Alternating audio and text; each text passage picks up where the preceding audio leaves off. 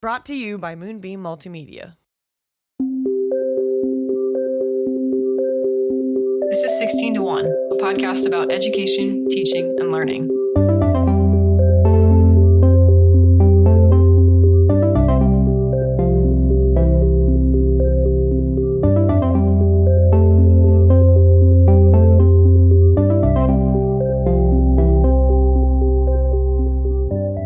Hello. Hey, Hi. how was your Thanksgiving? Woo, it's fast. Fast break? Yeah. You get a full 2 weeks for Christmas this year, Yes. right? Well, that's good. We're looking forward to the extended break. We are. Christmas hits on a Wednesday. Yes. That's favorable. That for is teachers. favorable. Yeah. Teachers everywhere, they love a Christmas on Wednesday. We love a Wednesday Christmas event. Yep. Quick programming note, we are not going to have an episode in 2 weeks. We are taking a holiday break. We know you are all very busy this time of year, but we did want to provide you with some what we thought were useful takeaways from our time at the NCTE conference in Boston. Yep. We learned a lot. I went to so many sessions, Yeah. and that conference center is so big. Yeah. My feet got really tired. I feel like every time I texted Chelsea to see what she was going to, she was mid-stride. Like, I'm sprinting to the next session. That was just the entire conference long. But it was a great time. So that's this week's episode. And then, yeah, we'll see you in the new year.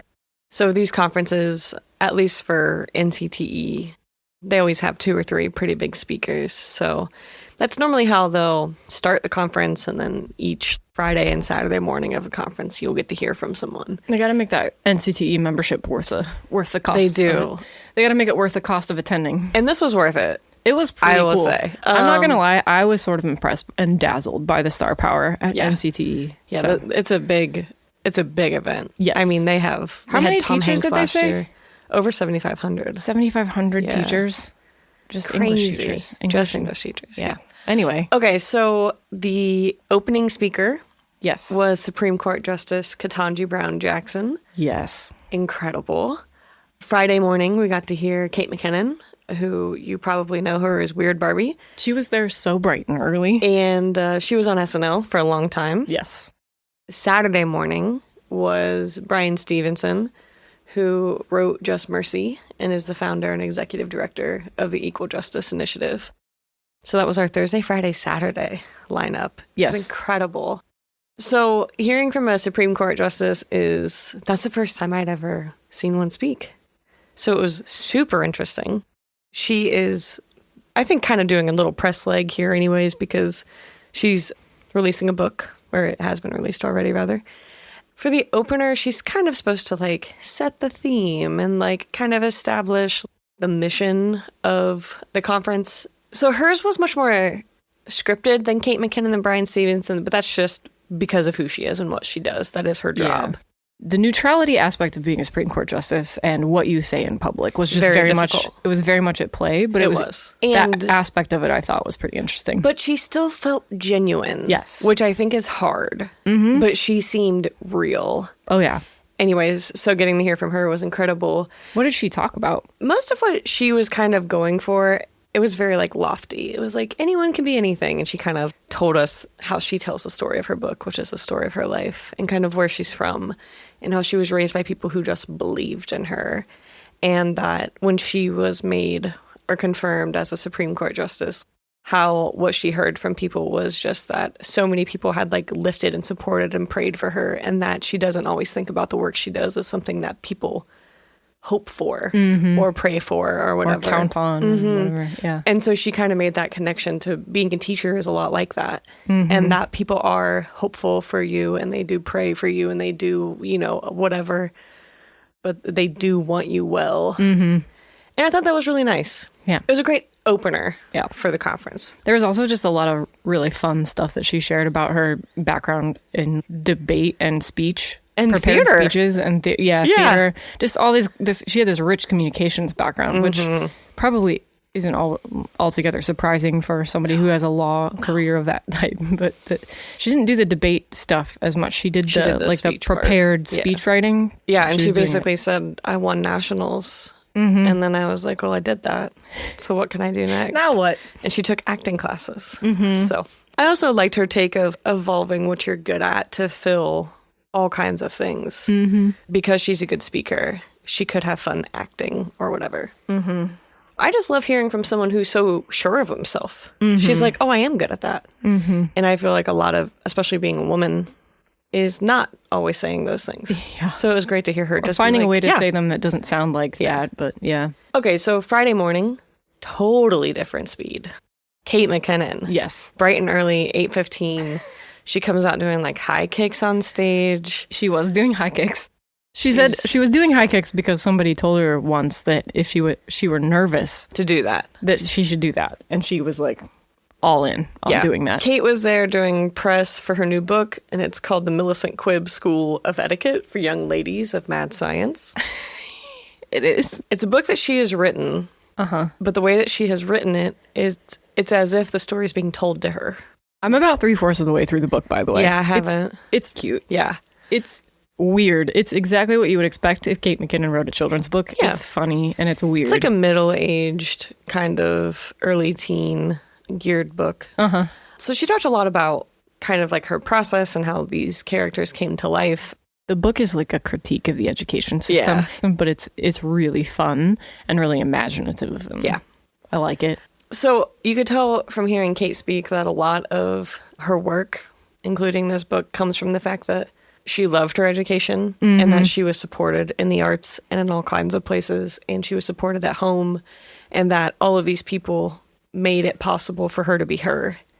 She spent a lot of time talking about the importance of being authentic, and especially as maybe like a perceived weirdo or maybe like a social outcast or just like a nerdy drama kid, you know, all of these things that she's inhabited in her life. Yeah. She talks about even on screen playing weirdos. She's like, oh, I thought for a while that I needed to play, you know, like the leading lady role and be serious and kind of establish myself as like a real actor or what have you. But she's like, that's just not me. I play the weirdos. Like, that's what I do. But you can tell she's still actively working through trying to figure out who she is in the book. It was nice for me to know that even incredibly famous, successful people can have questions about authenticity and identity and working through all of that in real time. And well, the other great thing about Kate was that she was fighting with her pants the whole time. Oh, and she was basically like, and the poison ivy. She had poison ivy. She had poison ivy. She had these pants that she didn't like. And I was just like, so thankful to have someone up on stage who was fighting for their life in this outfit that they thought was great. And the whole time, I was like, that's so me. You know what I mean? Relatable. Like, and I would much rather have a speaker. And like, obviously, her humor allows her these freedoms. But it was just great. She did a meet and greet afterwards. She did. She was only supposed to be there for like an hour, maybe. We were in line. We were pretty far back in line. We weren't on our best game that morning to make sure we were where we needed to be. Got there late. Yeah. Oops. She stayed for every single person that was in that line. Yes. She Kate stayed. Every teacher. And even when her handlers were trying to push the process, she was really intentional in talking to people. And I think that's a real gift that she has. Yeah. To make you feel that way. I was impressed. You never know what you're going to get with somebody who's pretty famous. And so there was a lot of hype into meeting her. I was pretty nervous, and it was not something to be nervous about at all. She was wonderful. And then Saturday morning, another huge shift. Yeah. We got to see Bryan Stevenson, and Bryan Stevenson just went up there and talked for an hour, and it was incredible. So his work, Just Mercy, and then the work that he does with the Equal Justice Initiative, his whole talk was actually about the role of proximity. His whole point was that as soon as he can get within proximity of people, the closeness physically of being near people to share things, to learn from each other, just to talk, is actually what makes humanity go. Like, that's kind of at the root of his core beliefs, it seems. I probably shouldn't say what his core beliefs are. Kind of at the root of his work seems to be the proximity to these people.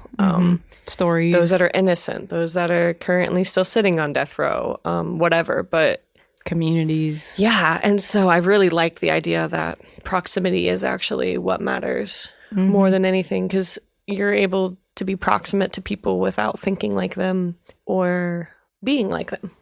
But there's still something there for both of you. So Bryan Stevenson, man, what a gift. He just kept thanking all of us. And I was like, guy, come on.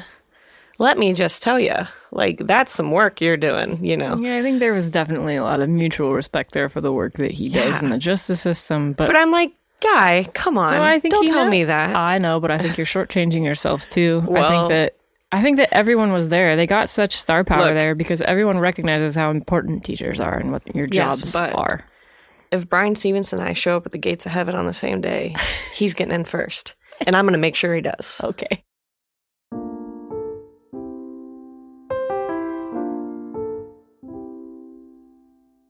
So Chelsea and I at NCTE really didn't see each other.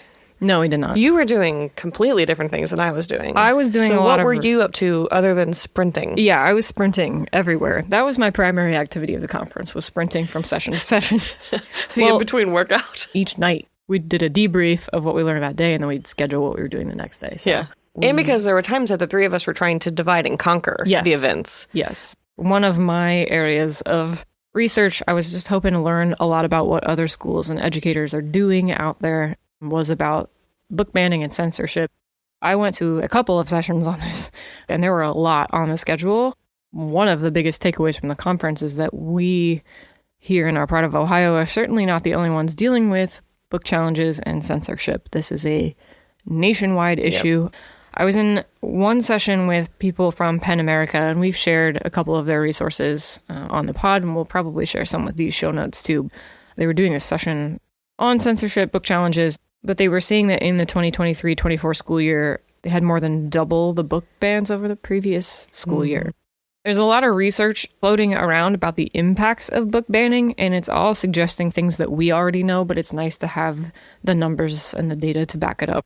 Basically, what they were showing is that book banning has a chilling effect on critical thinking. It inhibits the development of reading skills in children, and book challenges also increase student mental health issues. And when you think about books that are frequently challenged and why, that makes a lot of sense. PEN America and the Committee Against Censorship of NCTE, they've done a lot of research on political activities related to censorship efforts, and they were talking about candidates who are running on censorship. They're starting to lose. They looked particularly to Florida. I think they were looking at like 14 candidates in Florida. I wrote this down and it was going really fast in the session. So forgive me if I get some of these numbers wrong, but they said something like 14 candidates in Florida were running with Moms for Liberty. 3 of those candidates won and 6 lost. Well, I don't know what happened to the other ones in the math. They just disappeared out of the math. But anyway, they were saying that basically like the brand is becoming known for toxicity instead of efficacy. And that makes sense, especially in light of what we've been talking about with the resource drain on schools that these kinds of challenges cause. The other thing, and this was kind of like an anecdotal takeaway, this was something that Jo Knowles said in her part of the session, but she was like, so what I've found is that people who jump on the book banning wagon in general do not seem to be actually reading the books that they are challenging. No, they don't. So one of the takeaways that I had is that it's really important that districts have, as part of their book challenge policies, a requirement that challenge texts be read in full by the person challenging. How do you enforce that? I don't know, but starting off with a requirement and maybe just having a conversation, you know how to enforce whether or not your kids have read the book, right? Yeah. So if an English teacher can do it, it can be done. And I think that they take the unit test. Yeah, well, I think we just need to open ourselves up to the possibility of, if we're going to go through all of this process, we might as well take a stand that learning and books are important and access to them is important. And we might as well make the process something that people can learn from. Right. And if you don't have a really basic requirement that a challenger read the book, it's just kind of like opening yourself up to basically as much challenging as you want to have. So anyway, that was an important takeaway. Knowles, she's an author whose books are frequently challenged for one reason or another. She writes books on difficult topics because she has experienced difficult topics, traumas. Yeah. And anyway, her books are very frequently challenged, sometimes just because they're sad or upsetting. And she was sharing with the conference attendees a story of a letter that she had been written from some parent who was like, why would I want to break my kid's heart? Why would you write this for children? Like, why would you expose children to upsetting things was basically the question. Why should children read books that break their hearts was how she asked it. And she has an answer to that. And it's basically so that when It happens. When kids experience something actually heartbreaking themselves, they have a template that says, I can get through this. Yeah. They have some way of knowing that they can survive this super difficult thing. It is true that some of these kids have already endured some of these things. Oh, that's when true they too. read the book. But she was basically just saying it's important that they have examples of getting through it. Right. Because otherwise, you can't. Experiencing it is going to be the first time you go through it. And that's not always the best way to get through something. It's not great. Yeah. The parting thought that she had for us in that session, which I thought was pretty powerful, was she just asked us all to think about the most important and emotionally resonant books from our childhood and asked us to imagine how different our lives would have been without those books. Without having read them. How different we would be without having read those books, and the gifts that we were given through those books. Just how much shine would go out of our lives if we didn't have those things to read. Yeah. This becomes so abstract and politically charged, but this is just about people having human experiences and having help through some of the most difficult moments of their lives a lot of times. Yeah. Because everybody, even people who are challenging books like this, they have books that made them who they are. And it's just devastating to think about not having had those experiences. It felt good to be in a room full of people who were working on this. Yes. Okay, back to you. Okay. I went to, one of the many sessions, talked about different ways to secure funding for books for your classroom. Mm-hmm. A lot of it I already knew about, but it was nice to learn about different ways you can apply the type of grant writing that you kind of have to learn to do to secure that money. You don't necessarily think you have to be a grant application writer when you become a teacher, but increasingly you might need to. I do. The two women who did it were also from Ohio State, so that was one of the reasons that I went. They are earlier in their career than I am. There are a lot of early career educators presenting at this thing. Yeah. Which is kind of refreshing in one way. Yeah, it is. And on the other side, I'm like, oh, honey. Yeah. I am so tired. Yeah. And so I do like seeing the glimmer in their eyes before it is snuffed out. It was a good session. That's good. And I think if I hadn't already done so many of these types of things, it would have been way more useful, of course. Mm-hmm. But you don't always know what you're going to get into when you go to these things. And so they're worth going to. But sometimes you're just like, well, yes. But I think what was refreshing about it is that one of them works for Columbus Public. Mm-hmm. And they talked about the frustration of knowing your district has money, but not getting it to do the education part? The education part. Uh-huh. As someone in Ohio who knows, we talk a lot about Columbus Public on here. It was really interesting to kind of hear about it from the inside out. Mm-hmm. Not that you want to share suffering, but it was refreshing to hear that one of the largest public schools in Ohio, their teachers are facing the same things that I am. Mm-hmm. I don't know. Maybe we should just fund public education. Maybe I don't know. We should give schools money. So, yeah, it was a good session. I went to a couple sessions from earlier career educators, and I was trying to focus on sessions on the use of artificial intelligence in school. I come at AI with a somewhat critical lens. I wanted to see what the mix was, basically. I feel like you're either strongly for AI and think it's very, very cool, or you're strongly against AI and think of it primarily as an art plagiarism machine. Yeah. I think I'm both. I think of AI as essentially a new way of interfacing with data. Yeah. I think of it much the same way as I think of the search engine. Yeah. The invention of the search engine, that's also a way to interface with data, organize and interface with data. And artificial intelligence is very much the same thing, especially these generative AI solutions that we're getting now. It's a new way to interface with data. Now, it's a way that takes up a lot more energy to run than typical search engines. Yeah. There's an environmental cost of AI that is huge. And there's also all these intellectual property questions, because often the sources of this information is obscured, and AI also doesn't really care about the truthfulness or not of the responses that it generates. Yeah. It's not aware of truth as a concept. It's an algorithm that is predictive and says, this is the likeliest word to come next in this sentence. Right. I will say that there was a spectrum of presentations. There were some that grappled with that reality of what AI is and can do. There were some that maybe didn't grapple so much with it and were much more gung-ho about different uses of AI. But I will say that the best sessions were critical, but also realizing that we can't keep this technology at arm's length because for better or for worse, it's getting shoved in front of every single consumer on the planet right now. And students are going to have to learn to interface with it to keep up, at least for maybe the next, decade of technology and maybe beyond. I really don't know what comes after this current generation of generative AI products. I don't know what comes next. But the presentations that were there, some of them were sharing some really interesting resources specific to schools and school environments. So that's like a lot more privacy-focused AI products, first of all, because student privacy and AI is just a thorny mess waiting to happen. I cannot even imagine the risks there. Yeah. They're immense. Yeah, I thought it was a really interesting mix of sessions. And the ones that were interested in employing AI solutions, I thought were really pretty good and pretty innovative approaches. Yeah. There was a lot of ways that we can work with instead of against this technology. So it's not just this evil plagiarism machine that makes it so the kids can cheat on essays. It's like, how can we use this to the benefit of critical thinking, critical inquiry? How can we use this to help kids develop media literacy, all kinds of stuff. So interesting work. Yeah, I went to a few. I didn't pick them because they were just about AI, but they became mostly about AI. And I kind of had the same takeaway as you. How do we use it? Where do we use it? Do we use it? And I think that probably what was the best part about all of those sessions was just the chance to discuss it. Yeah. I think those decisions are a teacher by teacher basis anyways. I think that there are ways that I could use it that make sense for me, but I also understand that it might not for others or vice versa.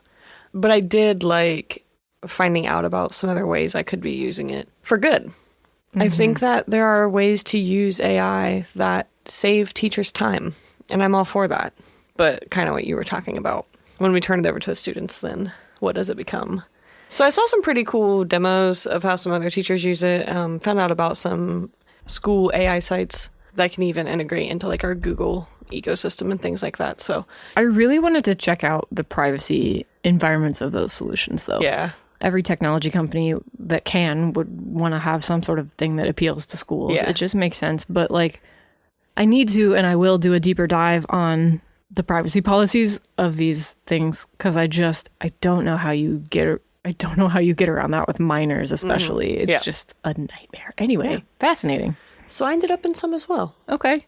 I had another tech-related session. This was on narrative gaming, teaching narrative through game design. That's cool. I didn't know what I was expecting when I went into it, but it turned out to be a pretty fascinating project. And I will say, for those listening who are immediately concerned about not having like a one-to-one device environment, this presenter was a teacher who works in a district that very much does not have a device access. Her students did not, by and large, have access to school devices. Right. So this was a session about narrative gaming that was able to take place despite the lack of devices on which one might game. So anyway, her whole presentation was basically saying, how do we teach narrative through games, something that's already interesting to kids of this age?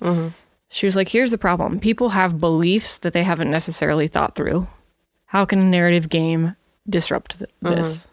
She was talking a lot about the fact that narrative games provide an opportunity for agency that you don't get with a book or a text or some other a podcast, whatever it might be. You are taking control of how the story develops. You are in the driver's seat. And so the possibility for empathy there is, I won't necessarily say better, but just very different from what happens when you're reading a book. And so anyway, she was talking about this project that she does with these classes. The project is that the students will create a pitch for a narrative game. As part of that project, they might go and speak with someone who has a belief that the students want to challenge through narrative design somehow. So they identify, whatever that belief is, the students get to decide whatever they think is a problematic belief. Then they go, part of the design process, go speak with that stakeholder directly to figure out why it is they believe what they believe and to figure out how to challenge that through narrative. And I just thought it was a really interesting project. And as a gaming nerd myself, I really liked that one. Neat. Yeah, that was like a fully selfish session that I intended. I was like, I want to see this just to see it. So yeah, Yeah.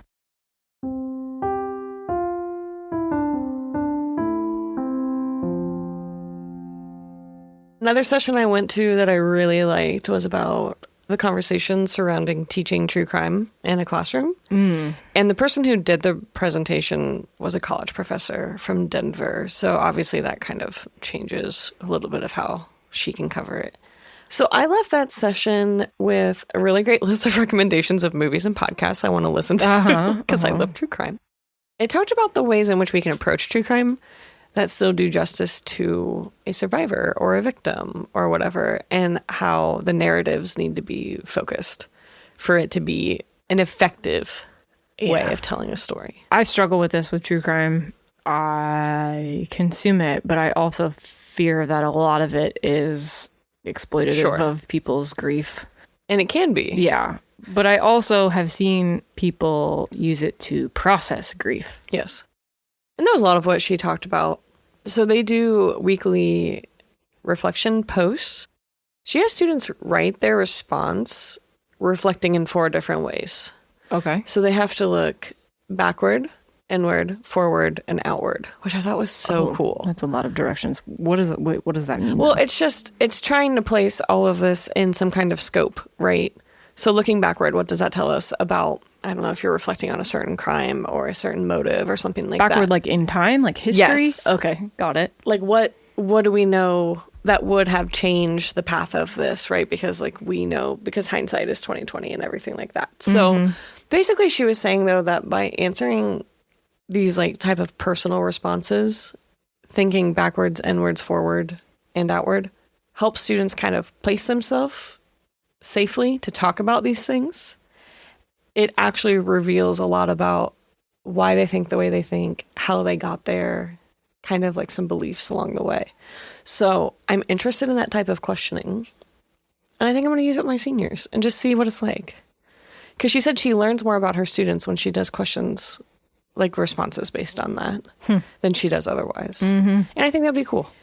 An overarching takeaway that I had from many of these sessions was that asking good questions is really, really important and also difficult. It's hard to ask good questions. Hard. Yeah. Okay, well, the last thing that I wanted to share was I went to a presentation on solutions journalism. Have you heard of this? No. I hadn't really heard of this term. Once examples were given and a definition was given, I'm like, okay, I've experienced a lot of this journalism, but I just didn't know that it had this name. Yep. This was a presenter from the News Literacy Project. The session was called From Awareness to Action, Building Civic Engagement Through Solutions Journalism. And solutions journalism is rigorous evidence-based reporting on responses to social problems. Okay. She referred to it as hope with teeth, which I thought was a kind of a cool phrase. So just like reading and writing news through a solutions lens, and doing that tends to de-escalate especially political conflict, but all kinds of conflict. Sure. So we're very familiar with accountability journalism, but the solutions approach tends to reframe problem stories as solution stories. So like instead of here's this awful problem, it's like here's something people are trying that works better. This is something I've been struggling with about what we talk about on this pod, because it's easy to fall into a pattern of just pointing to big problems a lot of the time. And sometimes the problems are really intractable and it's very difficult to see solutions. From now on, I'm going to attempt to spend more of my time looking for those novel solutions to problems rather than kind of just wringing my hands in frustration or whatever it may be. The other thing that the presenter was talking about was how this is a good opportunity for student journalism. Seems to work really well together, especially when reporting in isolated, smaller, rural communities and news deserts like what we have here. Yeah. You know, we have a student journalism program at the university up the road from us. Programs like that provide interesting opportunities for communities to be less isolated and more stitched together. And I was invigorated to hear that there are student journalism efforts underway along these lines. And I thought it was great vocabulary to have. We'll share some of the resources that this presenter shared too, but just a lot of interesting stuff. Great work.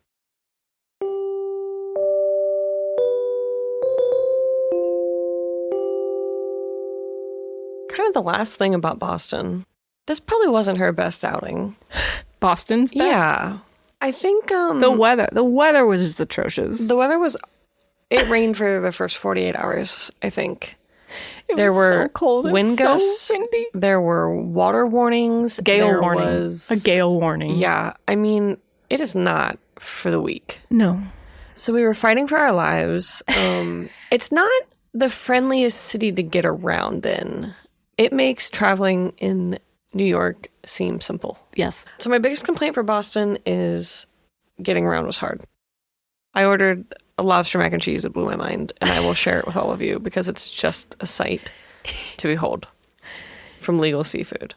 Road it morning, Chelsea tripped over like 2 rats on the street. Yeah. So that's a thing in any big city. But it is. I just these are just some notes about Boston. This isn't me trying to slander a whole city. This is just kind of some remarks of just some my miniature experience. slander.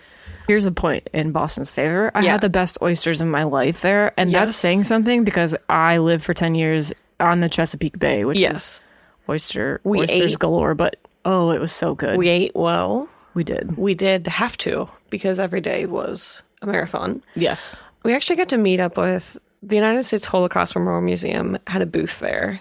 So I got to catch up with a few people from the museum, which was really great. But I also happened to be in the same city as my other mentor, Tina.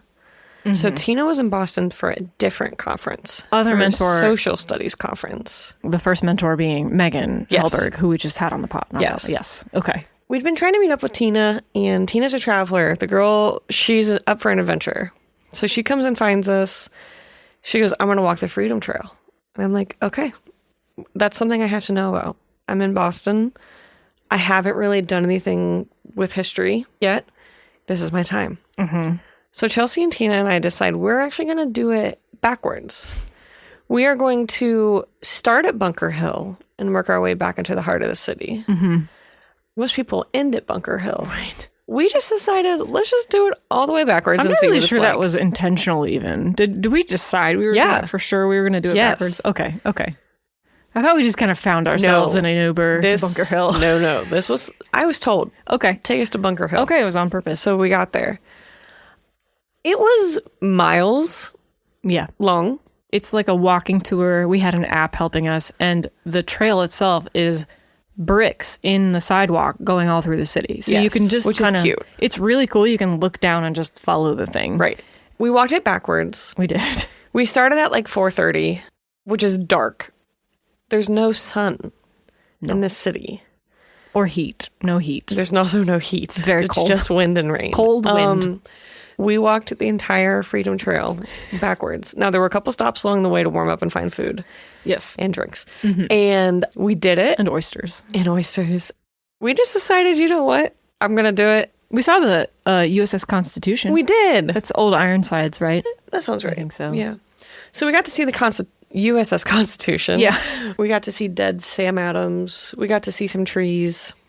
Really big old trees. Who buried them? Who buried those trees? Who planted them? John Hancock? I think it was John Hancock. Allison's going to be so mad when she listens to this. I'm pretty sure it was John Hancock because it was right across the place that used to be his house, right? She's going to tell us. The whole area up there was his estate. We should have brought Allison on for this part of the episode. We should have. Because she was our tour guide. She had all like the bits, the jokes of the tour. She was like, so look, if you go over there and order a Sam Adams, you can drink a cold Sam Adams while you're looking at a cold Sam Adams. Those types of things that are like what you pay for. We got them for free because we got Allison with us. So it was really great. I don't think she expected the Freedom Trail backwards, but she went along with it happily. So I'm not doing it again, forwards or backwards. Once is enough. Yeah, I've seen it. Yeah. I heard the summer is nice there. I heard they have a baseball team. I heard they have a nice park. So maybe I'll make it up there for one of those someday. They have some pretty interesting universities as well. Oh, they've got schools up there, don't they? A couple of schools. Yeah. They seem to like schools in Massachusetts. Yeah, they really like the education system. They like schools up there. No, they really like to be smart. Well, you even noticed that you talked with someone who No, was I talked to a local, woman, yeah. And what you learned was that teaching positions up there are competitive. It's really competitive. They have really strong school systems. Yeah. Like, they have strong colleges. They have a strong public education. Like, they are very serious there. They invest in the future. They have libraries. Good job, Boston. Just work on the weather. We'll be fine. I would like to add, we are Cleveland Cavalier fans here. Are we? Well, if I was to pick an NBA team, it would be them. Okay, fair. I don't have any other reason other than that, but that's who I root for. Okay. When I do root. And the Cavs had just lost that, 20-some game winning streak, I think. They had just lost Okay. to the Celtics. Oh. We were so miserable at this point. We were standing in a stairwell waiting for a bus to come and fetch us because the red line had closed. And this nice man who works for Massachusetts Transportation just looks at me and goes, "Where are you from?" And I say it. And he goes, "How about those Cavs?" And I was like, "Guy, my pants are so wet. I am squishing when I walk. And you've decided to bully me?" And he's like laughing. And so it became a really fun conversation. We became friends with the transit authority. I will say, though, everyone I met, I really liked. Super friendly. All of the Bostonians, Yes. big fans. Yeah. I hear the summers are kind of mild at times, so that sounds nice.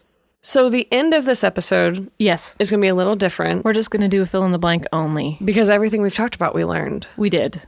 For this fill in the blank, you know what to do. You're going to listen to the question. You're going to email us at hello@16to1.com.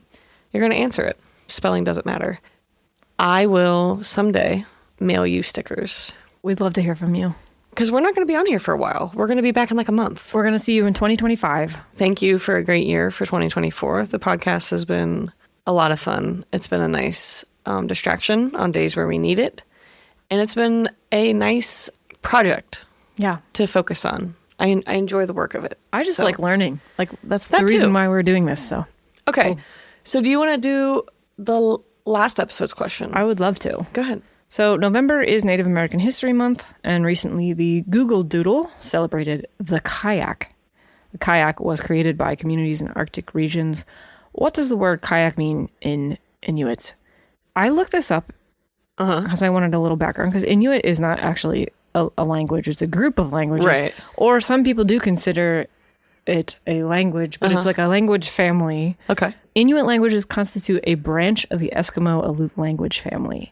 So, anyway, I'm into linguistics. I And like some languages. translation of this word. Yes. What does this word mean? And it is hunter's boat. I just did a deep dive into the whole language history up there because it's complicated. Will that be your next Duolingo? It could be when I get done with Irish. Okay. What's this week's question? Well, I'm going to take us back to Boston really quickly. Okay. One of our stops on the Freedom Trail was the site of the Great Molasses Flood of 1919. Oh, yes. When I tell you the squeal, I squamped. When we got to that place. Because we knew this story. I knew this story.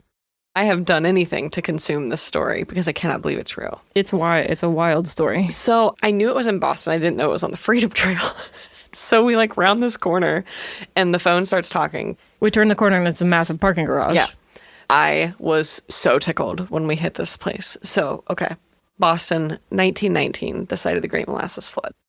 2.3 million gallons of molasses hit speeds of 35 miles per hour as it rushed towards the water after the tank holding it burst. I can't believe molasses can move that quickly, but it was a pretty steep incline. Yeah, there are lots of big old inclines in the area. Mm-hmm. So, in the Great Molasses Flood of 1919, in total, more than 150 people were injured. And how many were killed by the molasses? Yeah. This is what we're going to bring back to you in 2025. All right. Thank you for a great year. We've loved having you as listeners. We love connecting with you. And thanks for listening to us as we go on our learning journey. And you probably already have, but if you haven't, please remember to rate, review, and subscribe. Yeah. It does help us. We do love getting to do it. And so if you could help us out there, we would appreciate it. Don't tell me that scrumped isn't a real word. I know it. Okay. Just let me have some fun. We'll see you in 2025. We'll see you next year. Bye. Bye.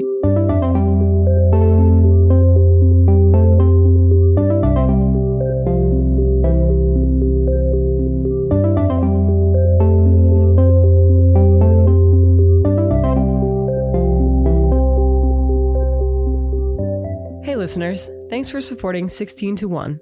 We're your co-hosts. I'm Chelsea Adams. And I'm Katie Day. Find our show notes, archives, and resources, sign up for our newsletter, or get in touch with us via the contact form at 16to1.com, all spelled out. We are so grateful for our listener support. If you enjoyed this episode, please consider subscribing to the show and telling your friends or colleagues about it. The show is edited and produced by you, Chelsea Adams, and you're also responsible for our show's music. And you, Katie Day, serve as lead researcher and social media manager. Thanks again for listening, and we'll catch you next show. We do have a rambunctious animal. She will probably be futzing about. A rambunctious futzer.